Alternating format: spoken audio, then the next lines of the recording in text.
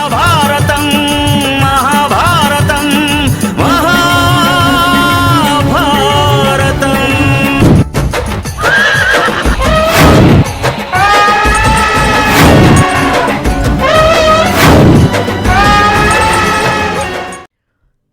వాగ్దేవి ఉవాచ. ఒక మంచి మాట. అకరుణత్వమకారణ విగ్రహ పరధనే పరయోషితి చ స్పృహ సుజన బంధుజనేష్వ సహిష్ణుత ప్రకృతి సిద్ధమిదం హి దురాత్మనాం. దయ అన్నది లేకపోవడం, కారణం లేకుండా ఇతరులతో తగువులాడడం, పరుల ధనాన్ని, పరస్త్రీలను పొందాలని ఆశించడం, మంచివారి పట్ల, బంధువుల పట్ల ఆదరాభిమానాలు, ఓర్పు లేకపోవడం, ఇవన్నీ కూడా దుర్మార్గుల లక్షణాలు అని పెద్దలు చెప్పడం జరిగింది. శుభం భవతు.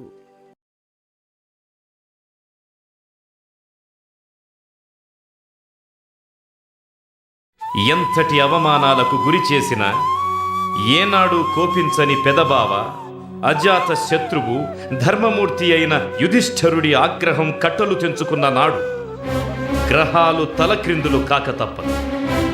సప్త సాగరాలు ఉవ్వెత్తున పోటెత్తక మానవు. నువ్వు ఏ కర్ణుని చూసుకొని కారణం లేని ఈ రణానికి సిద్ధమవుతున్నావు.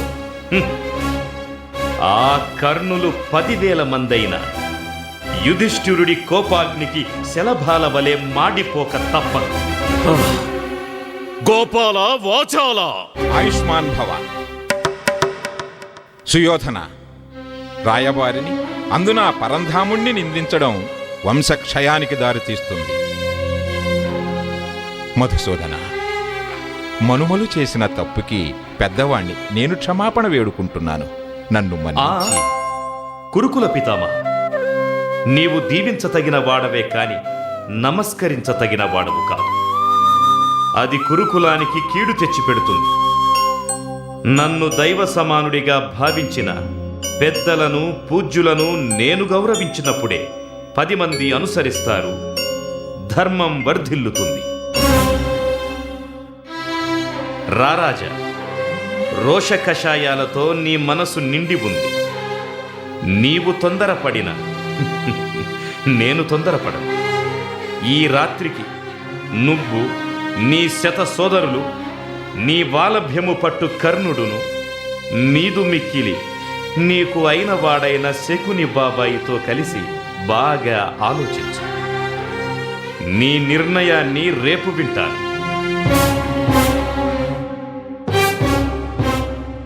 కురువృద్ధులకు, కురు బాంధవులకు, అత్తమామలకు నమస్కరిస్తూ ఈనాటికి సెలవిప్పించవలసిందిగా ఈ కృష్ణుడు అభ్యర్థిస్తున్నాడు.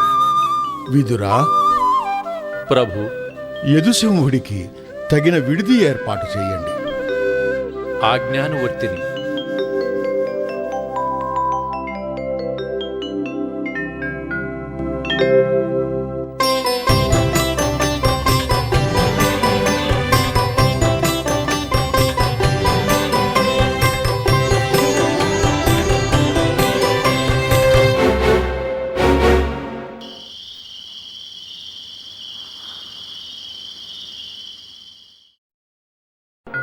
నందనందన, నీ రాకతో నా మందిరం పావనమయ్యింది. ఎన్నాళ్లుగానో, ఎన్నేళ్లుగానో నేను చేసిన తపస్సు ఫలించింది. ఈ దాసీపుత్రుడి జన్మ ధన్యత చెందింది. మహానుభావ, ధన్యత చెందింది. మహాశయ, ఆత్మీయతకి కులగోత్రాలు, అంతస్తులు అడ్డంకి కావు. తమరు దాసీపుత్రులే అయిన మీ నీతులు మాకు శిరోధార్య. మీ రాజనీతి దురంధరతే ఈ అఖండ భారతావనిని చిన్న భిన్నం కాకుండా కాపాడుతోంది. నాదేముంది తండ్రి, చేసేవాడివి, చేయించేవాడివి, సర్వం నీవే. స్వామి, ఈ ఉచితాసనాన్ని అలంకరించండి.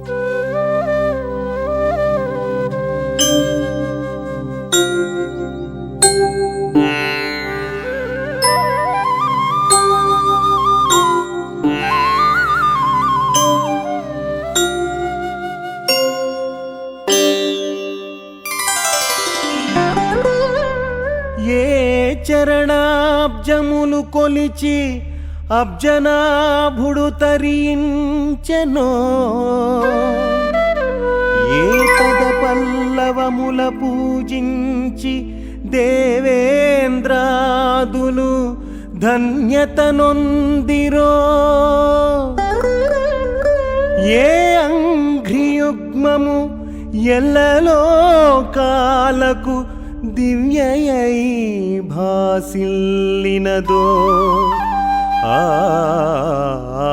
పాద పద్మముల సేవించు భాగ్యము ఈనాటికి నాకు కలిగే ధన్యతనొందినది నాదు జన్మ వాసుదేవా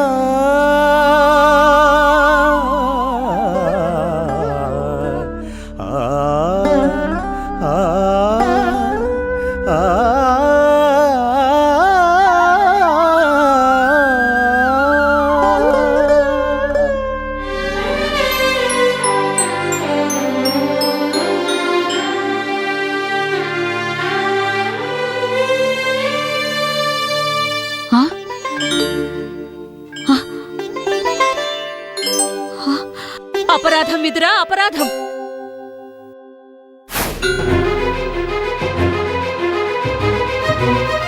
అల్లుణ్ణి ఆతిథ్యానికి పిలిచి అరటి తొక్కలు తినిపిస్తున్నావా విదురా? పరమాత్మ, పరంధామా, నీ దివ్యమంగళ రూపాన్ని చూసి మైమరచి ఏం చేస్తున్నానో ఏమి తినిపిస్తున్నానో తెలియని అయోమయ స్థితిలో పడిపోయానయ్యా. ఏదో తెలియని ఆనందాంబుదిలో మునిగి అపరాధం చేశాను. తెలియక చేసిన నా తప్పును మన్నించు దేవా, మన్నించు. మహాశయ, ఫలం, పత్రం, పుష్పం, తోయం ఆప్యాయతలతో, అనురాగంతో, భక్తితో, వినయంతో ఏదిచ్చినా కాదనకుండా తీసుకోవడమే నా స్వభావం. పరంధామా, అనన్య సామాన్యమైన నీ భక్తి ముందు, అవ్యాజమైన నీ ప్రేమానురాగాల ముందు అన్య విషయాలు, అన్య రుచులు నాకు రుచించవు. మమకారంతో నీవందించిన ఈ అరటి పండు తొక్కలే నాకు మధురాతి మధురాలైన పంచభక్ష పరమాన్నాలుగా తోచాయి. నాకత్యంత ప్రీతిపాత్రమైన వెన్న కంటే కూడా మిన్నగా తోచాయి. సరేనా? పరంధామా, నా అపరాధానికి ఏ శిక్ష విధించినా చాలదని మమకారంతో ఇలా మాట్లాడుతున్నావా?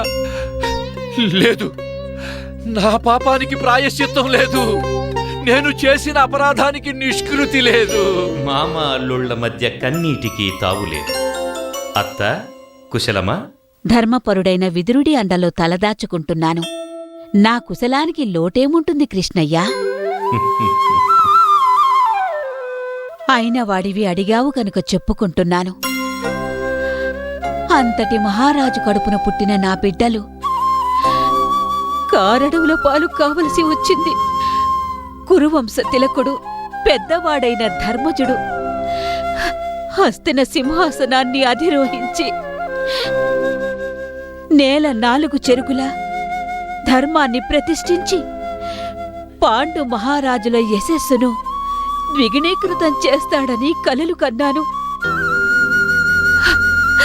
కాని విధి వక్రించి కౌరవుల మాయలో పడి జీవిత క్రీడలో ఓడి అడవుల పాలు కావలసి వస్తుందని అనుకోలేదు. 1, 2 కాదు, 13 సంవత్సరాలు నా బిడ్డలు అడవుల పాలై అలమటిస్తే ఈ అమ్మ మనసు ఎంతగా తల్లడిల్లి ఉంటుందో నువ్వైనా అర్థం చేసుకో గోపాలకృష్ణ, అర్థం చేసుకో. అర్థం చేసుకున్నాను కనుకనే రాయబారానికి అంగీకరించి ఇంత దూరం వచ్చాను. గాంధారీ పుత్రులు చేసిన అవజ్ఞను భరించాను. విన్నాను వాసుదేవా, విన్నాను. నిండు పేరు టోలగల్లో భరతావనికి తలమానికమైన హస్తిన సభలో నీకు జరిగిన అవమానం గురించి విని తల్లడిల్లిపోయాను.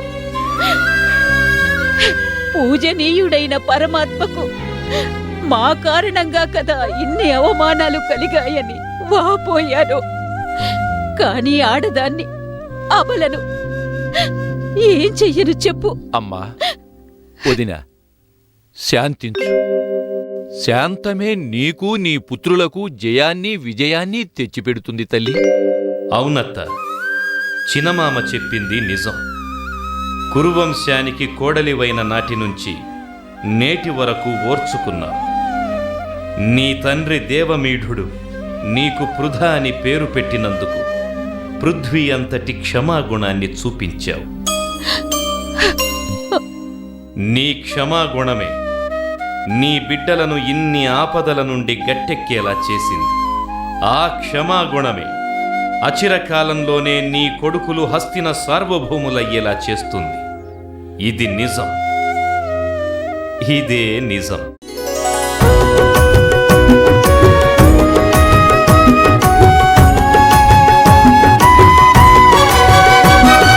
పంచమవేదం ప్రపంచ పంచామృతం అఖిల శాస్త్ర నిఖిల మంత్ర యంత్ర తంత్ర నిర్మితం సకల కళా సలలితం సత్యతత్వ సహితం శ్రీమద్భగవద్గీతా చైతన్యమహితం శ్రీమద్భగవద్గీతా చైతన్యమహితం మహాభారతం మహాభారతం మహా